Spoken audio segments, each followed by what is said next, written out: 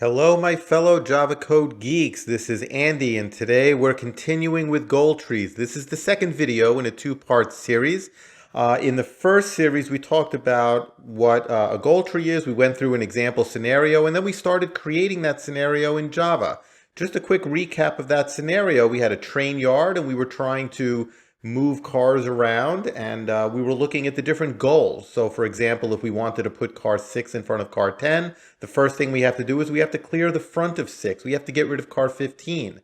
And then before we actually put car 6 in front of car 10, we have to clear the front of 10. We have to find space. So we have to get rid of car 14. And once 6 and 10 are both clear, 6 and 10, they can be connected. We can move 6 right in front of 10. So we're going to continue programming this demo of a train yard, and then we're going to also take a look at programming how we can allow the person using this program to ask why questions and how questions. In other words, querying the computer as to why or how it was doing certain things. Why was it behaving in certain ways? So if you haven't checked out the first video, definitely do that, because all we're going to do now is continue with the programming. Now, complementary to this video tutorial, you can find related articles and resources in the description below. Of course, you may visit Java Code Geeks and stay up to date with everything Java related. Just before we continue, if you guys like these guides and videos, take a minute to subscribe, like, and don't forget to hit that notification bell, just so you know when our next video is up. So, without further ado, let's get started. So we're going to pick up where we left off. We just finished getting the train yard to be displayed. Now you may have noticed something strange. Let me run that again and show you. You can see that the train cars, they're really not appearing properly. These little black blobs over here that are, right? That doesn't look like a train car to me, right? That looks like a smush train car. The reason why that's happening, if we go into track, is because when I'm setting the position of the train car, when I add it to the track, I did a mathematical error. I kind of didn't realize that the order of operations says that we're not doing train car size minus 1 times train car width. We're doing 1 times train car width and then taking that away from the size. So I need to add parentheses here.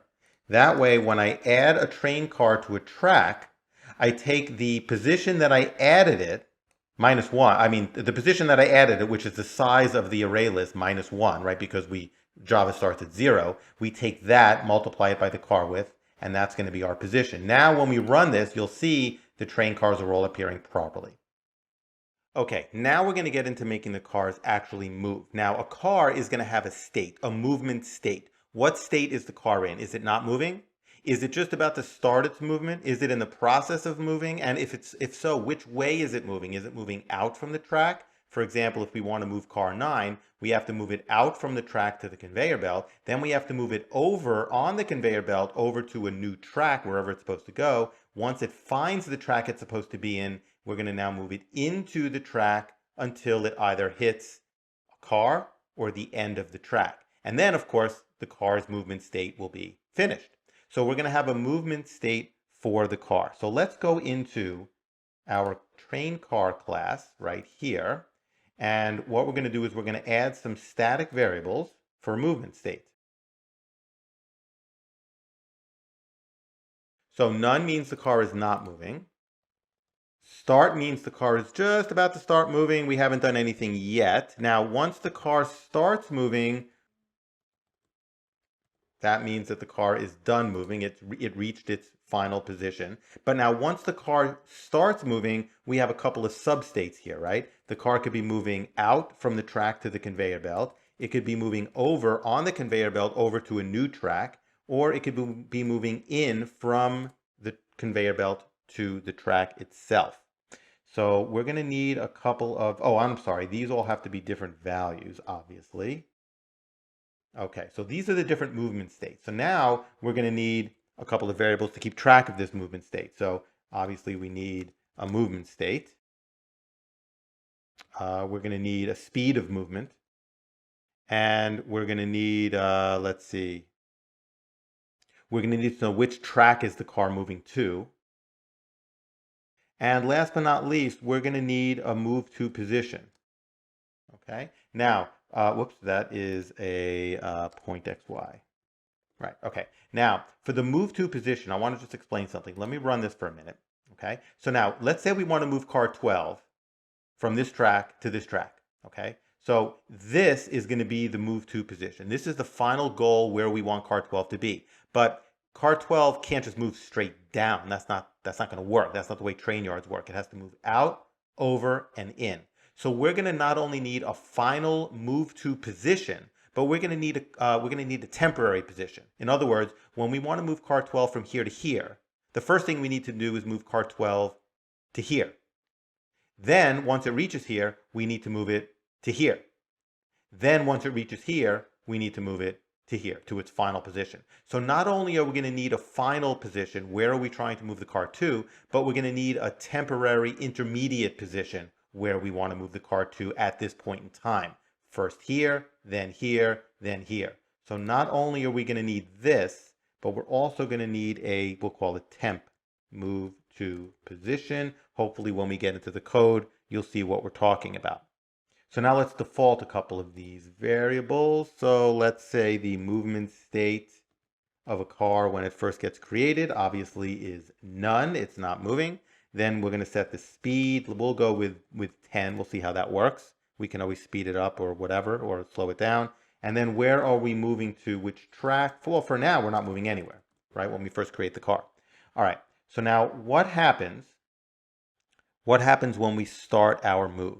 So let's create a method here. We'll call it public void start move. This will allow us to start the movement of a car. Now we need to pass in some values here. We need to pass in a new position. Where are we moving the car to?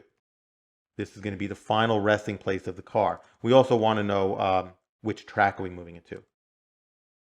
Okay, so which track are we moving the car to? Which XY position are we moving the car to? So what we're going to do is we're going to set a couple of variables. Obviously, the movement state is now going to be equal to not none, but move start. We're just about to start a move.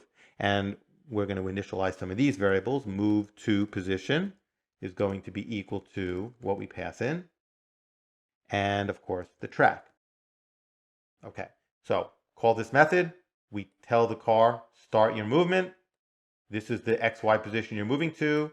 This is the track you're moving to. All right, now, where are we going to call start move? Well, for now, we're just going to call it in a little test place. So we're going to go to our train yard.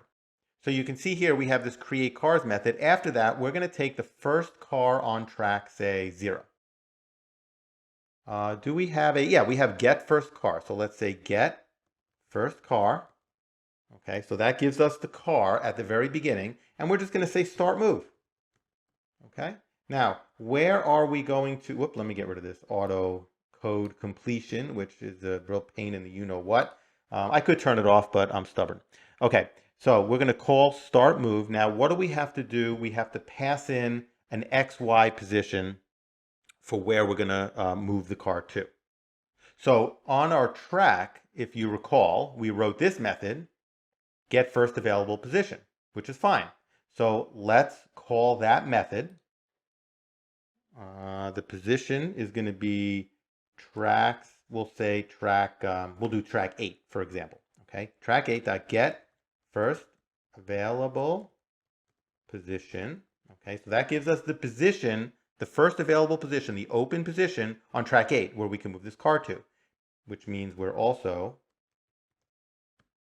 passing in track 8, right? Because that's the track that we're moving to. This method requires XY position, first position on track 8, and the track we're moving to, track 8. Okay, so this tells the car to start moving.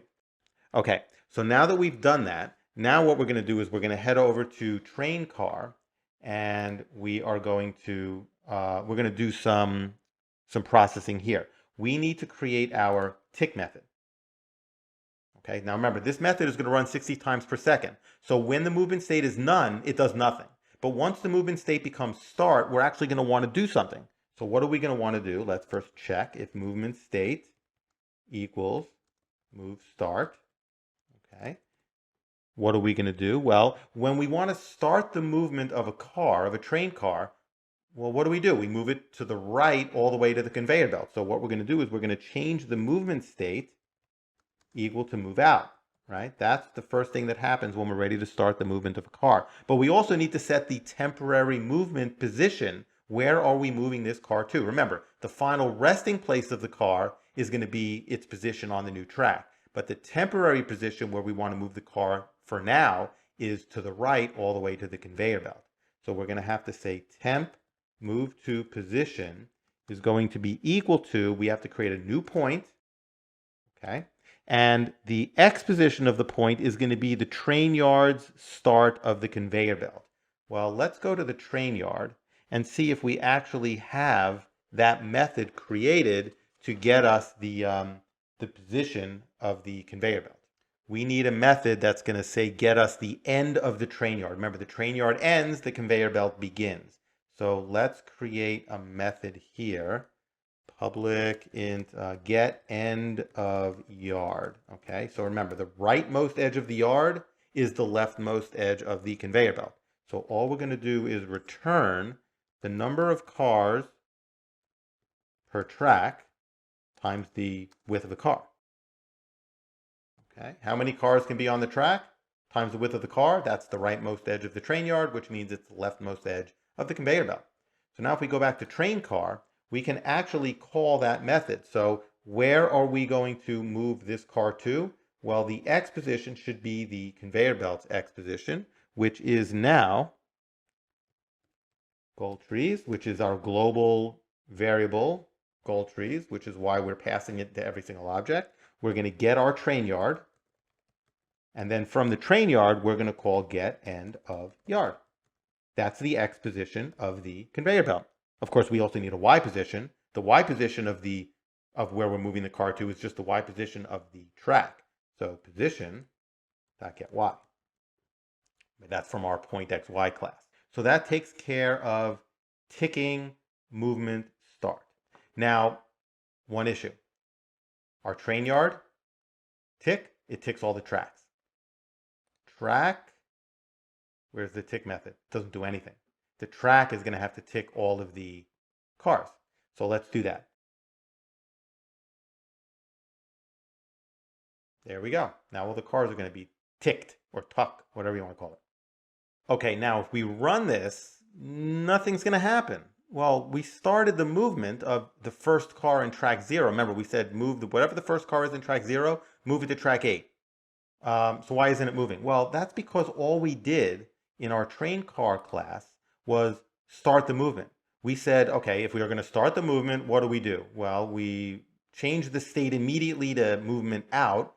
We give it a temporary position, but we're not actually moving the car. So we actually have to write code now to handle what happens if the train car's movement state is not move start, but move out. We want to actually do something. We want to move the car to the right until it reaches its goal. So let's have else if. So now we're moving the car outward. So what's going to happen if the car is currently in the position, in the state of moving from left to right? Okay. So the first thing we want to do is we want to change the car's X position. What are we going to change the car's X position to? Well, it's going to be the car's current X position plus the speed. In this case, I think we set the speed to 10. So we're going to move it 10 pixels to the right. All right. Now, we don't want to do that forever, because if we do that forever, you'll see what happens. It just keeps going and going and going, and it's actually still going. You just can't see it. Okay. So we actually need to do something here. We need to do some processing to make sure that we stop when we hit the conveyor belt. So we're going to say if the position is greater than or equal to the temporary position. Remember, this is the position that we're moving to temporarily until we reach our final goal, which is the position on the new track. So if it's greater than or equal to the position that we're trying to move to, then what do we want to do? We want to set the movement state equal to move over, meaning we've already reached the conveyor belt. Now it's time to move over to the track that we want to go to. And we have to set a new temp move to position, right? We're no longer moving to that position on the conveyor belt. We're now moving to a new position on the conveyor belt. So what's going to be the new position on the conveyor belt? Well, it's going to be a new point, XY. All right, we've already reached the conveyor belt at track 0. Now we want to go to track 8. So the new position is going to be, we're not going to change x. So position.getX, comma, and it's going to be the track, the y position of the final track that we want to move to. Well, that's stored in this variable. This variable is the xy position of where we want to go to.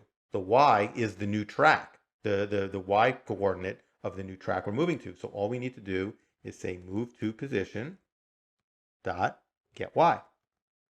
Okay, so we are going to now move nothing on the x horizontal, but on the vertical we're moving to our new track. So now let's try and run this and see how it looks. It moves and it stops. Perfect. Now, why didn't it move vertically? Again, because we didn't code what happens when the movement state is over. Well, let's do that now. Okay, so now we're moving over. Now, moving over is a little bit more complicated. It's not complicated. It's not really hard. It's just a little bit more involved than move out. Move out, we're just moving from wherever we are to the right, no matter what. Move over, we may move up, we may move down. We don't know. So the first thing we have to do is check to see if we're going to move up or down. So let's just do if the position of where we are is less than where we have to move to. So if the position of where we are is less than or above where we have to move to, we're going to now increase the y. So we're going to say position dot set y, and it's going to be set equal to position dot get y plus speed, right? Because we have to move down because we're above. Else if, right? We want to copy this code. Okay. Else if it is greater than, okay, then we're just going to subtract speed. Okay, keep it simple. I know there's more efficient ways of doing this without the if and the else if. You could probably get away with like 1 line of code or 2 lines of code. I'm doing it here just to be very clear. I want to show you exactly what we're doing. If we're above, if the y position is less than, we have to increase the y position by the speed until it gets to the position. If the y position is greater than where we have to move to, in other words, it's below, we're going to subtract the speed and so on. Okay. Now, of course, we need to check to see when we reach our actual position. So we need to say if position.getY is greater than or equal to our move to position. Okay, that means that we have reached our destination. And we are now going to move into the track. And of course, we need to set a new temp move to position. Right? We're no longer moving up and down the conveyor belt. Now we want to move into the track as far as we can go. And we already have that variable. That's the final resting place of the car. Remember, the temp move to position was just temporarily setting a destination to the right on the conveyor belt, vertically on the conveyor belt, and now we want to go to the left into the track. Well, that's our final resting spot. Okay? Now we're going to have to copy this code, and we're going to put it here as well, because once we get our final position here, but it's not going to be greater than or equal to, since we're decreasing the y coordinate, we want to do less than or equal to. And again, we're going to do the same thing here. So let's run.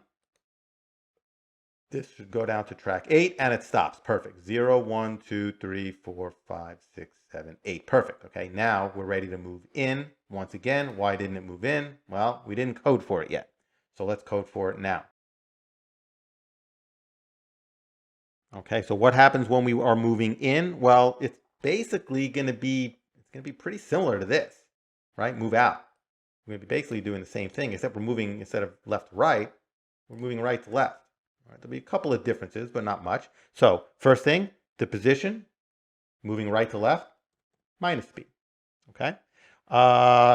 We don't want to check to see if we are greater than the final position. We want to check to see if we are less than or equal to the final position. Okay. Now, what are we going to do? Movement state is now finished. Okay. Now, there's a couple of things we need to do here. This is where it's going to be different. Okay. When we're finished, we don't need any temporary move position because we're already at the final position. So what we want to do is we want to say, which track are we moving to? We need to add the car to that track, right? Because now the car is officially on that track. Okay, so we're going to tell Tell that track that, hey, we are now on your track. Okay, now we also need to set the track of this car, right? This car also has a variable, if you remember, track. This keeps track, no pun intended, well, pun intended, we'll go for that. This keeps track of the track that this car is on. So this line of code tells the track that the car is on it, but we also have to tell the car that you are now on this new track. Okay, that's it as far as movement. Okay, so let's run this and make sure it works. Down to 8, over and stop. Okay, now I want to move the car to a different track just to make sure it stops when the car, if there's a car in its way. So let's not move it from track 0 to 8. Let's move it to track, say, 2. So let's go to, I believe we did this in train yard. Let's see, right here, yeah. So let's not do track 8, let's do track 2. We'll do track 2, and let's run. Okay, and perfect. Okay, so now we have our train cars moving, and we're good to go. Now, there's one thing we didn't do. Notice here, when we're moving our train car, as soon as we finish our movement, we set the state to finish. We tell the new track, say track 8 or whatever it is, track 2, I think we changed it to add the car to it. We tell this car that you're now on a new track, but what we didn't do is we didn't tell the old track to remove the car. So what we need to do is we need to go to our track class, and we need a method called remove car. So let's do that now. Let's add that right above tick. We'll go public. Okay, and we're going to just remove the car that we pass in from our array list. And now in train car, technically what we should do is we should tell the old track before we set this. I'm actually going to unindent this because we're going to get rid of it in a minute. I just want to demonstrate something. We're going to tell this old track to remove ourselves from that.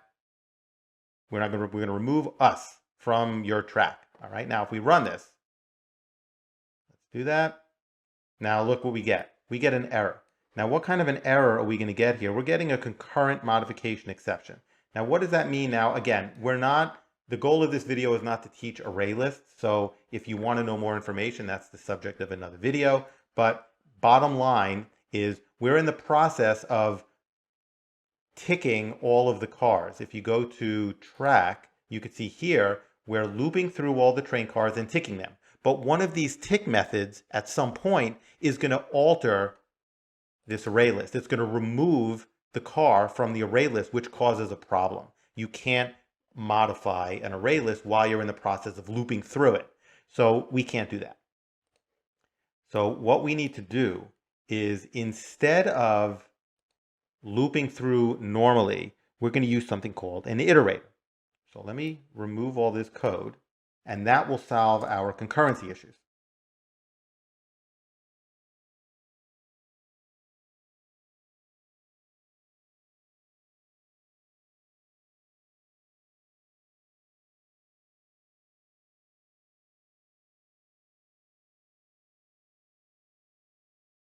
Okay, so now all we need to do is we need to write these two methods. So let's go to train car. Let's see, where are we going to do that? Where's start move? Here's start move. Okay, so after start move, what we'll do is we'll write our get movement state. So we can query and figure out what's the current state. And then we need a reset movement. Okay, so whenever the car is done moving, we're going to reset the movement to none. All right, so let's save. Those red marks go away. We still have an error here. What is the error here? Void. Okay, we're not returning anything. There we go. Okay, so now if we run, that car moves to track 2, and we don't get an error anymore because now we use the iterator. So now car 15 is officially on track 2. Okay, and that should do it. So before we continue with the actual goals in the artificial intelligence, I just want to show you there's a couple of changes that I made to the program. I didn't want to waste too much time in having you watch me do the code and explain them because that's not the purpose of this video. So in the display class, I just want to show you that I've added a text area, a scroll pane, which is basically part of the text area, or I should say the text area is part of the scroll pane, and I added a couple of buttons. Over here, as you can see, after I create the canvas, I added a message board. I have a double comment there. Whoops. Here is where I'm adding the text area. I'm putting it into a scroll pane so we can scroll up and down. I've added a couple of buttons. There's two buttons. One is going to be to enter a command, and we're going to call a method on our gold trees class called enter command. And I also added a process button, and we're going to use these two buttons for various things when we get into the artificial intelligence. The other thing that I've added to the display class is the ability to add text to our free text output window. We'll be able to add text. That's what this does. And then this actually, when we add text, it scrolls to the bottom of our little display window so you can see the new text that was added. This just allows us to clear the text in the display window. And then in the goal trees class, I added these two methods, enter command, process goals. Obviously, I haven't coded them yet, but I needed them so this would compile. And now if you run it, you can see that I now have this big multi-line display window where we have a scroll bar and we have these two buttons, and clicking them does nothing for now. Now we're going to get into programming the actual goal tree structure. Now, as you can see, I've created a new class called goal. We're going to create a couple of static variables because remember, what are the different goals we can have? Well, a couple of them are put a car in front of another car, find space, get rid of, clear the front of a car. So let's create some static variables to keep track of each of those different types of goals.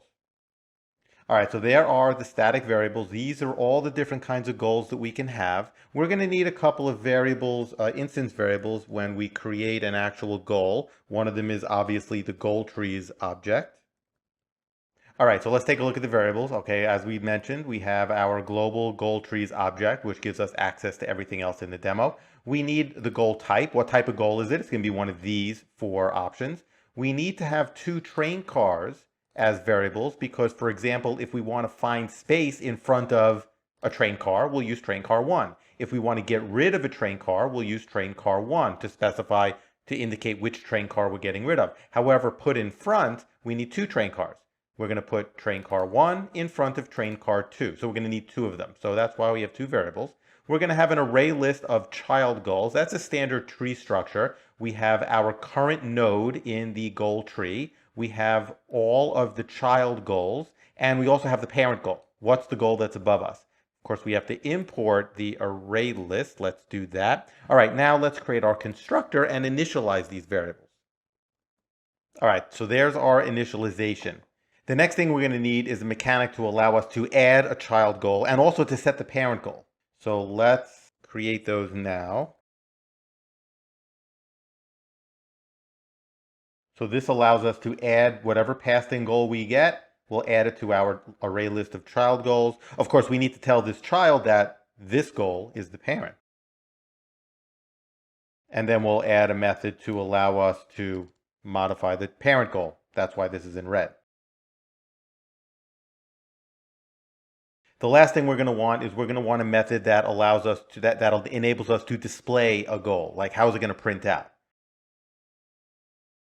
Now we're going to have two parameters here. One is going to be an indent parameter. And the reason why we need that is because we're also going to be displaying children goals. And as we get further and further into the tree, we're going to want to indent the text that gets printed out so it kind of looks like a tree structure as opposed to everything being left justified. So we're going to pass in the indent that we're going to be printing in front of whatever goals we want. The other thing we need is a Boolean, because there's going to be times when we want to show the child goals, and there's going to be times when we don't want to show the child goals. We just want to show this particular goal.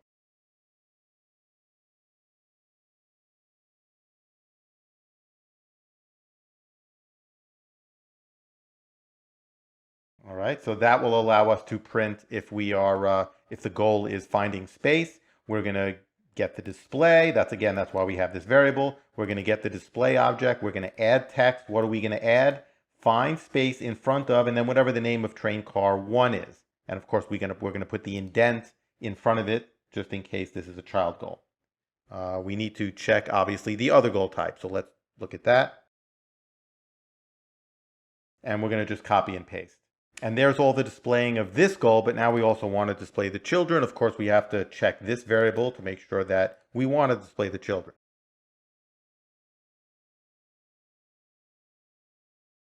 And when we display the goal, we're going to pass in whatever indent we got here plus 2 spaces. That way, the child goals will have 2 extra spaces from the whatever parent. But then we're also going to pass through whether or not we're showing the children. Well, it should be true, but we'll just put it in here anyway. And that takes care of our goals. Now we're going to create an object that's going to handle all of the artificial intelligence. So let's actually start by creating that object. We'll call it artificial intelligence. That makes sense. Let's do the standard stuff. Couple of variables. Okay, so we have our standard global variable. I misspelled this, put a space. Okay, we have a standard global variable. We're passing it into the constructor and setting it as we did with all the other objects. We're also going to have a variable that's going to keep track of our goals. Now, when we click the Enter Command button that's on the screen, we're going to want to call something on the artificial intelligence object. So let's actually just first create the method. All right, now we're not going to do anything just yet because we're going to go into our goal trees class and we're going to add code that is necessary here. First things first, we need a variable. Then we need to create the variable. And now in Enter Command, we're going to pass through to the new method we just created. Now something tells me we're probably going to need to get this artificial AI object, so let's create a getter for it. All right, so now let's head back into our artificial intelligence class, and we're going to start writing this Enter Command method. We need to import JOption pane. That's just going to pop up a little entry box for us. Now, after we enter a command, what we want to do is we want to add a blank line in the display so we can separate things. And let's display the command that we actually typed in.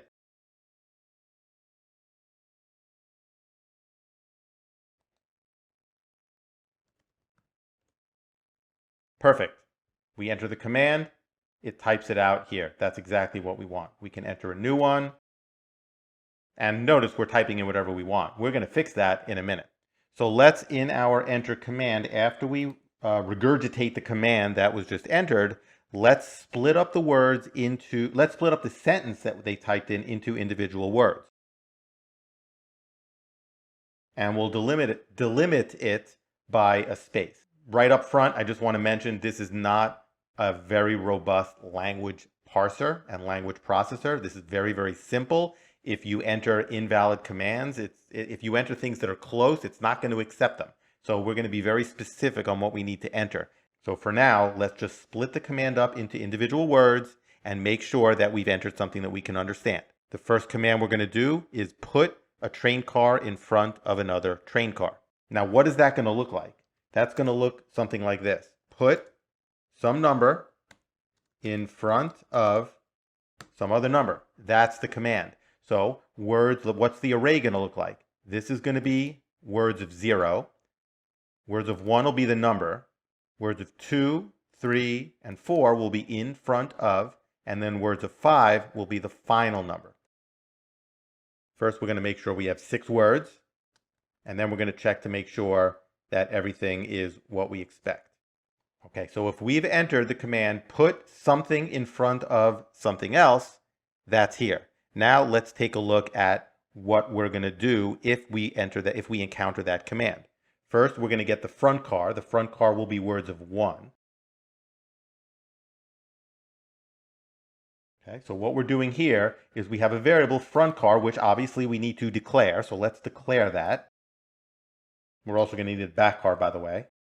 Okay, so we have two cars, front car, back car. The front car is going to be ask the train yard to find which car? Whatever they typed in word number 1. Well, obviously we need to write that method, but for now, let's just continue here so we don't lose our train of thought. So if the front car is equal to null, meaning the car that they entered is not found, then what are we going to do? Car doesn't exist, and just get out of here. We're not going to continue processing whatever command they entered. Let's do the same thing with the back car. Of course, it's going to be words 5 instead, and we want to check the back car for null, and words 5, there we go. All right, perfect. And now after this, what are we going to do? Well, for now, we'll just do something temporary, and we'll just display a string that says put in front of valid command ready to process. So that's just temporary code. We're not going to do that for real. So now what we're going to do is we can't run this yet because we need to code find car on the train yard. So let's head over there. Train yard. We're going to add a method called find car. Let's go down to tick. I like to keep tick and render at the end. I think I mentioned that before. So we're going to pass in the name of the car. And what are we going to do? Well, let's create a variable for the car that's going to be returned. And then we're going to loop through all of our tracks. And we're going to just ask the track to find the car that we're asking about. Because remember, the tracks are holding the car, not the train yard. So we're going to say return car is going to be equal to t.findCar, pass through the name. And if the track doesn't have the car, or if the track found the car, meaning the return car is not null, then what we're going to do is we're going to return whatever the track gave us.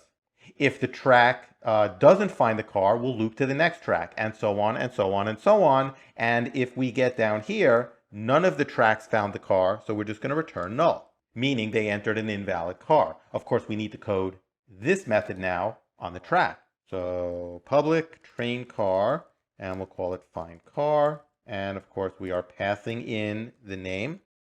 And what we're going to do is we're going to loop through the array list of train cars. So again, we're just checking to see all the train cars, get the name of the train car. If the name of the train car equals what we're looking for, return that train car, otherwise loop to the next one. If we get down here, none of the train cars matched, we return null. Now let's run this and see how it works. Put 5 in front of 6. That was a valid command. 5 exists, 6 exists. Even though this stuff in front, we haven't processed that yet, that's a valid command. Let's enter another one. Car 123 doesn't exist. That's perfect. That's exactly what we would expect. Let's try and enter an invalid train car for the first one. Same deal. All right, so far it's looking pretty good. So let's talk about what's going to happen when we put something in front of something else. Right now, all we've done is we've checked to see if the front car is valid and the back car is valid, but we haven't really done anything. We're just kind of displaying that we have a command ready to process. Now, before we even do that, what we need to do really is put something in here to make sure that the user hasn't entered an invalid command. So if they haven't entered put in front of, what we're going to do is we're going to have an else statement here, and the else statement is going to display that we have an invalid command. All right, so now what we're going to do is we're going to go up to put in front of, and instead of displaying a test message, we're actually going to handle what happens when we put something in front of something else. So we're going to do two things. We're going to call a method, put in front of, and we're going to pass in the two cars that we're dealing with, and then we're going to display all of the goals. Now, we haven't written either of these methods yet. We're going to do that right now. Let's start with put in front of. What are we going to do when we put a car in front of another car? We're going to create a goal. And the goal, of course, is put in front. We're using the static variable, so we don't have to put numbers here, so we can see exactly what we're doing. Now, there's going to be other things we're going to do here, but for now, all we're going to do is create the goal. Now, remember, the goal is really a goal tree. So we're going to be adding child goals to this. Right now, we're not. We're just going to create the goal, put in front of. Of course, we need to display the goal, so let's create that method as well. And what are we passing in? If you recall, we pass in the indent. Of course, this is the top level goal, so we don't want any indentation on that goal. But then we also want to display all of the child goals. So that is what's going to happen when we put something in front of something else. Let's test and see how it looks. First, we'll type in an invalid command to make sure that works. And now we'll do put, let's say 11 in front of 14. Command received, that's what we want. And here is the goal that we just printed. So when we put a car in front of another car, what do we need to do? Let's just run it again and take a look. If we want to put 9 in front of 6, the first thing we need to do is we need to clear the front of 9. The second thing we need to do is we need to find space in front of 6. So let's do that now. Let's call a couple of methods. First things first, clear the front of which car? The front car, the first car that was entered. And we're going to pass in the goal tree, so the clear front method has access to it. We're also going to find space in front of the back car. So let's pass in that. And of course, we're still going to pass in the goal tree, the current goal tree. So find space also has access to it because it's going to need to modify it. It's going to need to add its own goal to that tree. All right, so now obviously we need methods for this. So let's create these methods. Okay, so there are the methods. Oops, I forgot a semicolon. There we go. Okay, good. Now, let's think about clear front. So let's create a variable train car. And this will be the car in front of the car that we have to clear the front of. So we're going to clear the front of this car. We need to know which car is directly in front of it. So car in front equals that car dot get car in front of. Obviously, we haven't written that method yet. We will do so in a moment, but let's not lose our train of thought. So we've gotten the car in front of the one that's been passed in. This line of code says if there is no car in front of this car, then we're done. We don't need to do anything. The front is already clear. Let's create a new goal for clearing the front of that car. So there is our new goal. And of course, we need to tell this parent goal that this is now a child of it. Remember that this argument here, this parameter, is the goal tree. It's actually the current level of the goal tree. So we've created a top level goal here, and we're passing in that top level goal to clear front. So this goal here is this variable. This is now the parent of any child goal that we create, which is, in this case, clear goal. So this is the child of this. So we're going to tell it to add a child. How do we clear the front of a certain car? Well, we have to get rid of this car. So we're going to call that method get rid of. Here we go. We're passing in the car that we need to get rid of. That's the car that's in front of the one we have to clear. That's the one in the way. We're going to pass in that car, that one we're getting rid of. And this is the parent goal, clear goal. Whatever we need to do in here, we don't know what we need to do in here. We don't care. But we're telling it that this is the parent, so any sub-goals, any child goals will be children of this goal. Now, obviously, we haven't written this method yet. Let's just put a placeholder for that as well. There we go. Okay. Now we need to head over to our train car class and write this method, get car in front of. So let's go to train car. We don't have it open. Here we go. And let's go all the way down to the bottom. And we will create. Now, how is the car going to know which car is in front of it? Well, it has to ask the track. The track knows, the car doesn't. So we'll say track.get car in front of, and we're going to pass in ourselves as the parameter. And of course, we need to write that method. So let's head over to track. And here we go. Now we have space in front of that train car. We want to make sure. And if there is, we're going to return the train car in front of. Otherwise, we're going to return null because this is the first car in the track, the forwardmost car in the track. And of course, if we get out of the loop without finding a car, we just want to return null. Now let's run and see how it looks. And as you can see, we now have a goal, put 10 in front of 6. The first thing that needs to happen, we need to clear the front of 10. Okay, time to code the other two methods. We're going to do find space and we're going to do get rid of. Let's start with get rid of. So getting rid of, whenever we're ready to get rid of a car, what we want to do is we want to create a goal.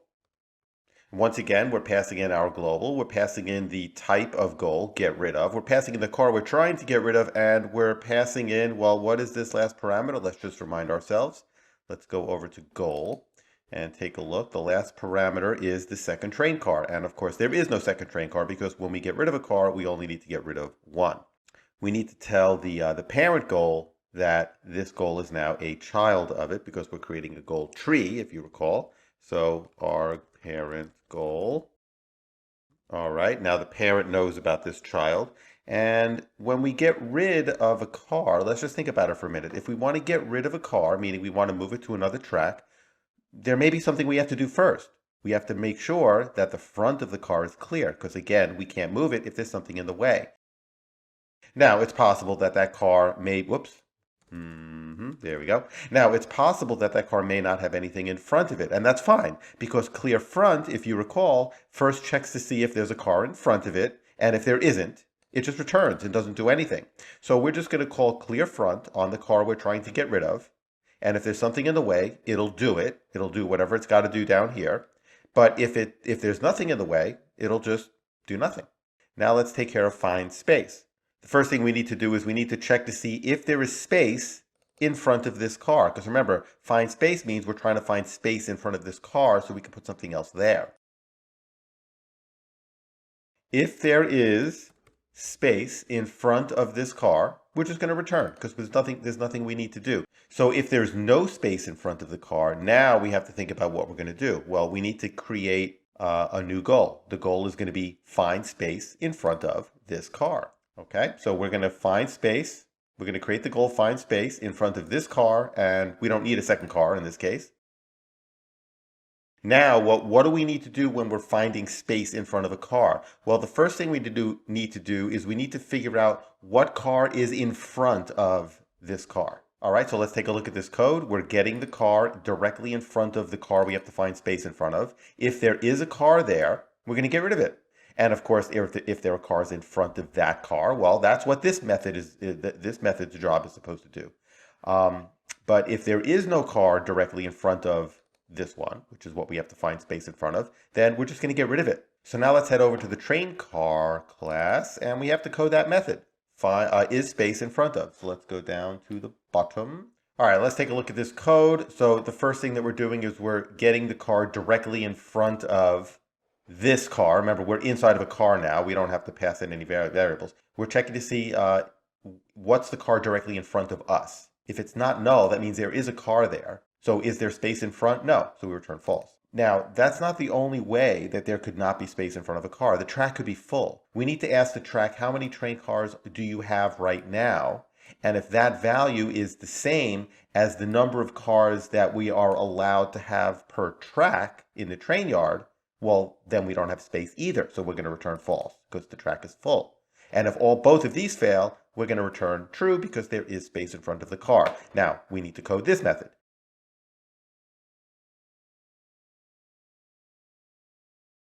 All right, so what do we have to do if we want to put 9 in front of 10? We got to clear the front of 9. Perfect. How do we clear the front of 9? Well, we got to get rid of 13. And that's it, because 10 is already clear.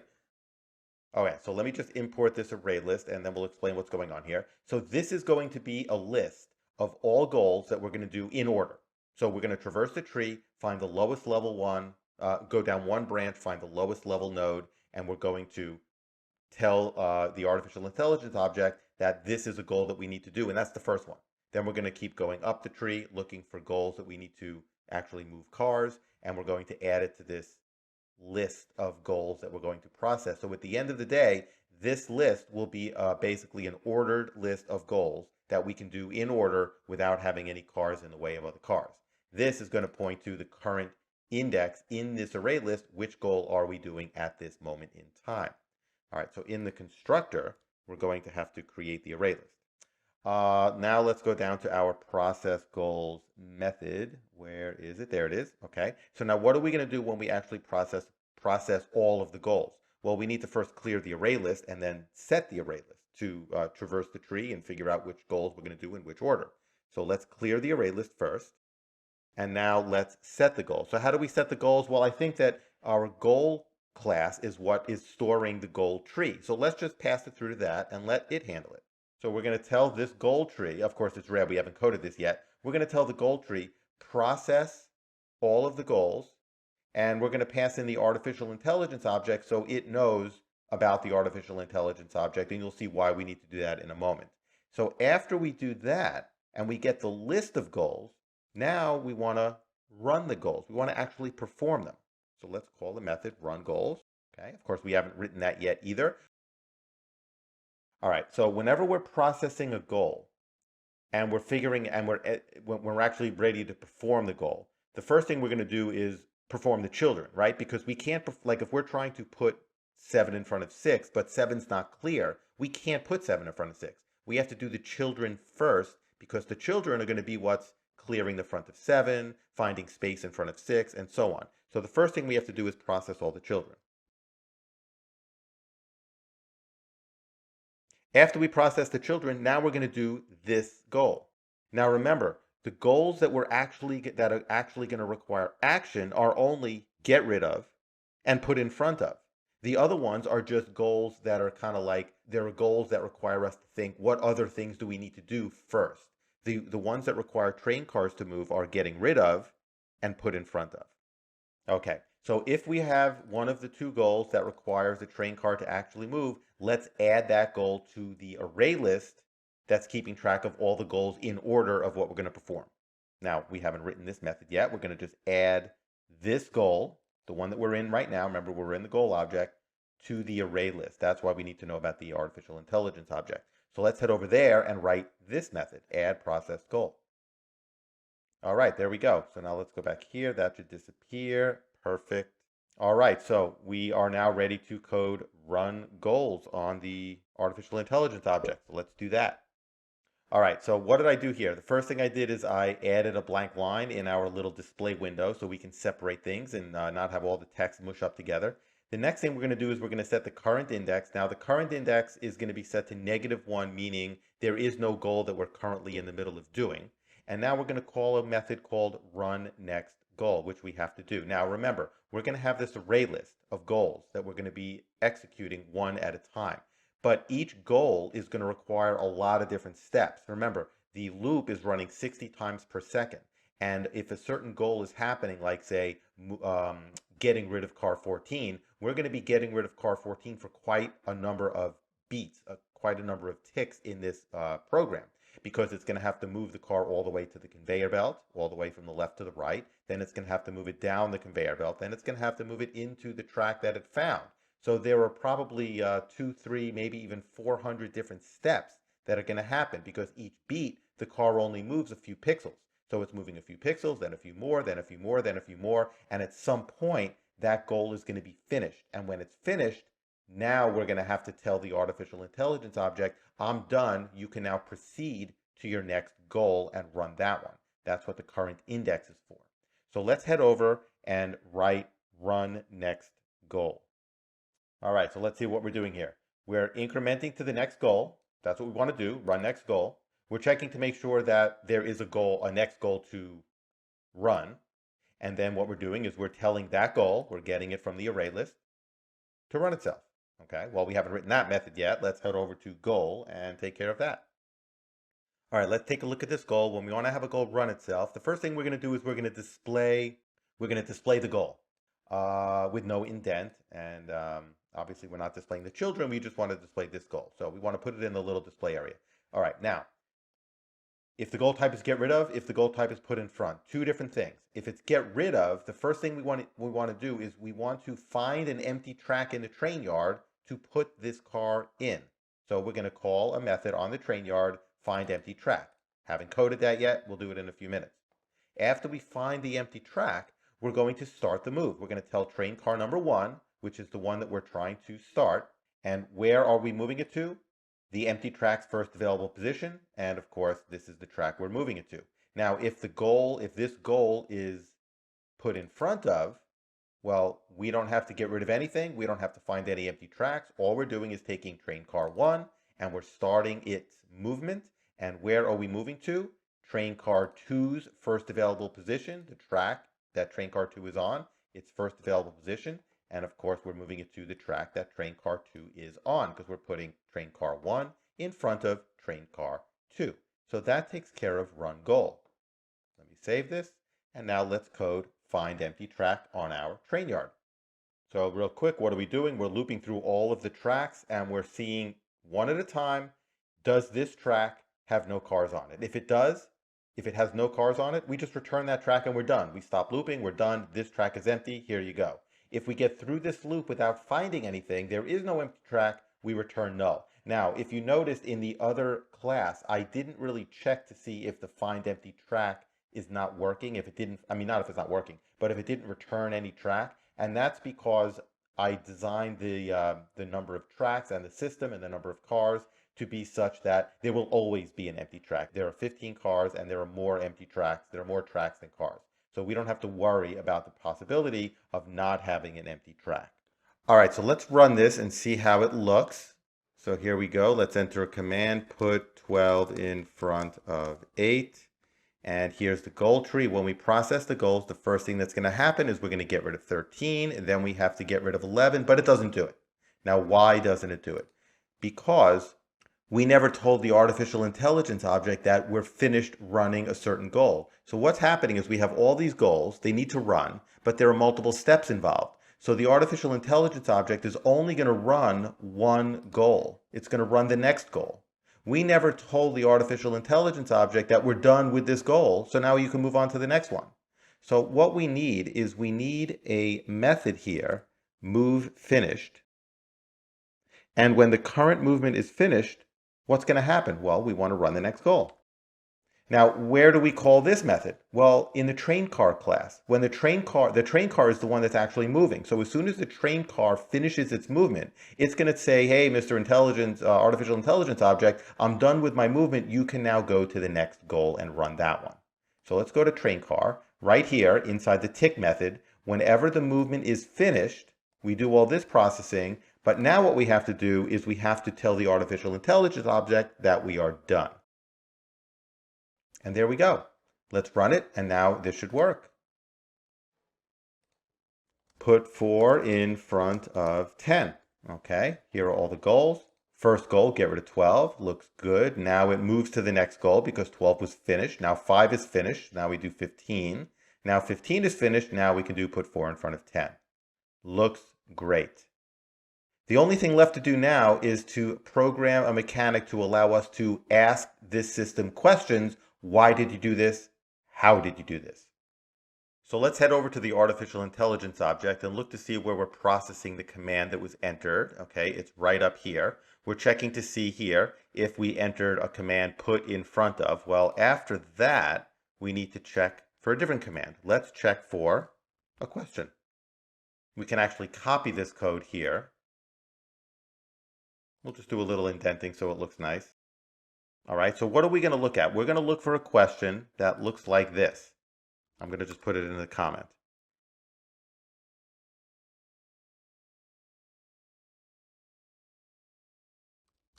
We could also have why and all of the same thing. So these are the formats of the question. So let's try and program for this. So the first thing we're going to look at is we're going to say, okay, so let's first see if the length of the sentence is greater than 2. So let's just check to see if it's greater than 2. All right. And then we want to check to see if the first word is either how or why. So words of 0 is equal to how. Okay. And we will need to put that in parentheses since it's an or statement. And of course that's equals, not equal. There we go. All right. And then we're looking to see for other common things. Did you? Well, did you is always here in every single question. So it should be words 1 equal to did. All right, we're just going to make sure that we have a valid sentence, a valid question. All right, so let's add the brackets. All right, so as long as that's valid, then we have a valid command. Okay, how did you? So now what's going to happen after we do this? Well, now we want to check for the specifics. Which one is it? Which one of these is it? So we're going to, inside here, we're going to check to see if words.length is equal to 9. And let's continue with this. All right, so in this case, we have this question. How did you, or why did you, put 4 in front of 7? One or the other. Okay, so this one here, that's what this question is. Okay, let's make a few more. Let's do an else if here. I'm just going to copy the code. This one will handle the how or why question. How did you get rid of a certain number? Let's keep going. This one will handle the clear the front of questions. And this will handle how did you find space in front of some number, some car number. Okay, now all else fails, we're just going to display an error message. Okay, so here we have all of our different possible questions. Now let's take a look at how we're going to handle each one. Now, when we're processing these questions, we have to make sure that we actually did what the person is asking. Like if you say, why did you put 7 in front of 6? If you didn't put 7 in front of 6, well, it should answer differently than if you actually did put 7 in front of 6. So what we're going to do is we're going to look for the goal that the person is asking about. So let's create a variable here. Oh, I do have a variable. Found goal. Okay. So now once we have this question, okay, once we know that we're asking a question, let's initialize found goal equal to null. So, okay, that means that we haven't found any goal yet. Now here, we're asking why or how did you put something in front of something else? So what we need to do is we need to look to see if that was actually a goal in our tree. Okay, so now obviously we haven't written this method yet, but what we're doing is we're asking the goals tree, I want you to look for a goal. This is the type. This is the first car. This is the second car. See if you could find it. Okay. Now, if we find it, if we don't find it, then what are we going to print? Well, we're going to print some kind of an error message. We're just going to come back with another question. Did I really do that? So let's look for, let's code find goal on the goals class. Remember, we're just passing in the names of the cars, right? What they typed into the string, the command. We're just passing in the names, not the actual car. So let's now traverse the tree and see if we can find our goal. All right, so let's see what's happening right now. We have a variable found goal. We're looking to see if this goal that we're currently in is equal to the one we passed in. So we're passing in a goal type and then 2 cars. Is this goal equal to the one we're passing in? We're checking to see if the goal type is the same. We're checking to see if train car 1 is what we passed in, and then we're checking to see if train car 2 is what we passed in. A little bit more processing on train car 2 because it could be null and we don't want to get a null pointer reference. So we're checking to see if the train car 2 is not there and we passed in nothing, or the train car 2 is there and we passed in an actual name.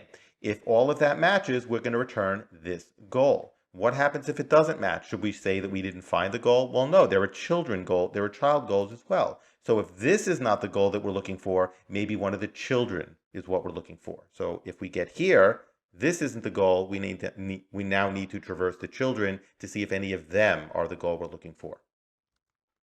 All right, so now we traverse all the children. We're checking to see one at a time, is the child the goal that we're looking for? If it is, then we return that goal. If it's not, we go to the next child, and so on and so on. Now, if any of the children have children themselves, inside here, notice we're calling this recursively, we're going to check those children, and so on and so on. If we get all the way down here, we've traversed the entire tree, the current goal, and all the children, and all the children, and all the children, and we haven't found anything. So we're just going to return null at that point. So now if we come here and save, you notice that goes away. So we are now looking for the goal, and we find it. Okay, so far so good. Now what we want to do is we want to handle the other questions. We want to handle the get rid of question and so on. So this takes care of put in front of. Now let's handle get rid of. Now, once again, I know that there's probably a more efficient way to do this, but I'm going to be inflating the code just to show you and demonstrate exactly what we need to do. So what we're going to do here is I'm going to copy and paste this code that we have here. into here. Okay, so get rid of. Now what we're doing is we're going to say find goal, the found goal is going to be equal to, well, we're not looking for put in front of, we're looking for get rid of. All right, and we're only passing in words 6. This one here is going to be blank because there is no second train car. Getting rid of is only a one-car deal. If the found goal is null, we're going to do the same thing. Did I do that? All right, let's copy and paste this code. And let's handle clear the front of. All right, clear the front of. Here is this, clear front. And we're going to be passing in word 7 this time, only one word again. Did I do that? Okay. Now find space in front of. Same thing. Okay, so that should take care of all of these questions. Now, once again, all we've done so far is found the goal that we're looking for. We haven't really answered the question. We're just looking for the goal. So if we get down here, when we get down here, we now have a variable found goal that's either going to be filled with an actual goal that we found, or it's going to be null. If it's null, that means that we didn't find the goal that we were looking for, and we printed, did I do that? So we're going to say if found goal is not equal to null, that means we actually found the goal that the person's asking about. What do we want to do? Well, now what we want to do is we want to see, well, is it a how question or is it a why question? All right. So now, if it's a how question, what do we want to do? Well, let's print out a little statement first, so it looks like it's really answering you. And all we're going to do is tell the goal, print the steps that you did in order to accomplish the task. We haven't written that yet. We'll do it in a minute.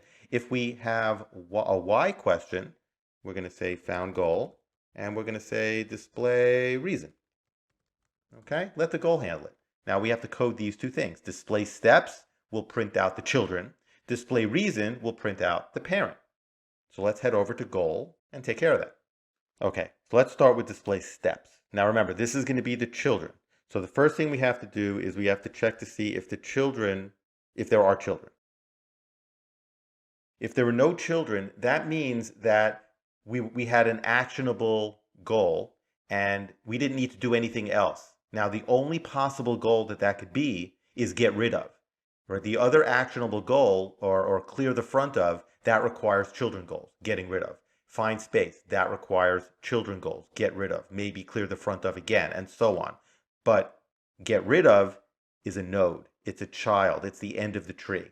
So if we don't have any children inside this goal, it has to be get rid of, and all we need to do is display what it did. And there's only one reason, there's only one step it could do to get rid of a car.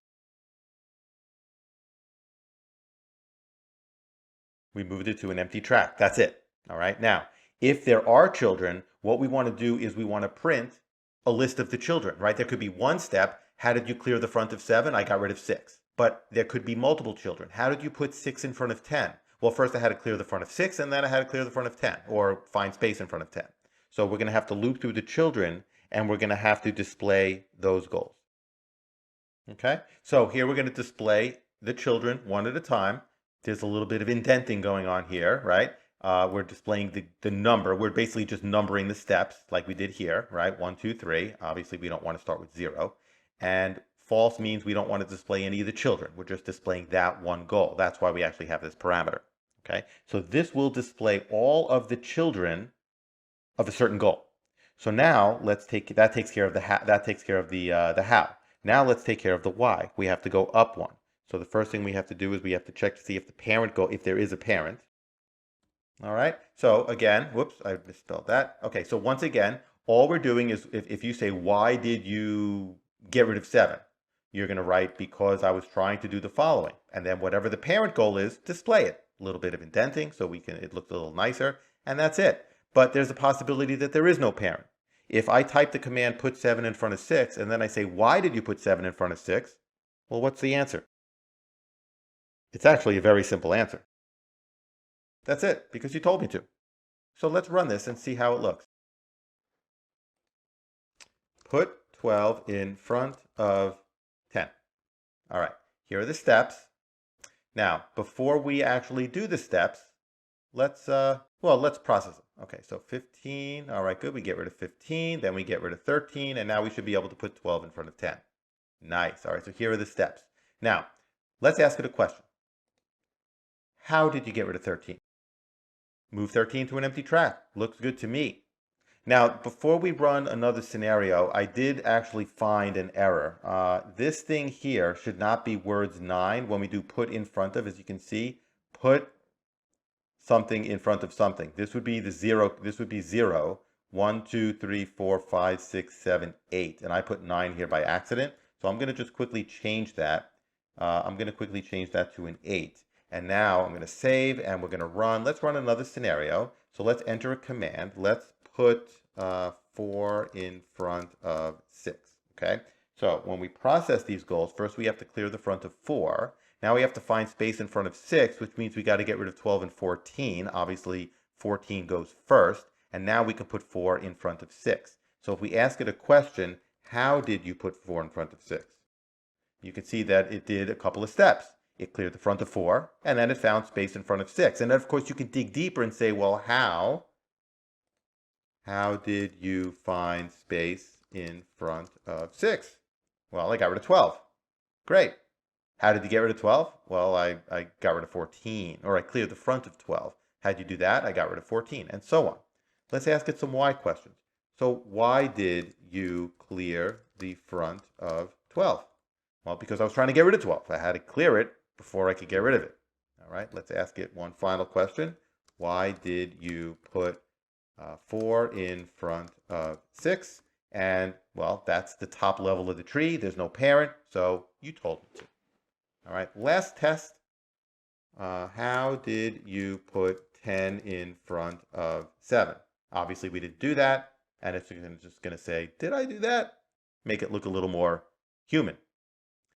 Now, that's goal trees. This is a very simple example, but hopefully you could see that this could be expanded into a whole network of goals, and you can accomplish a lot of different things with this. It's very powerful. Well, I hope you enjoyed this video. If you did, be sure to smush that like button and subscribe to the channel. We've got some really cool stuff coming up. Bye.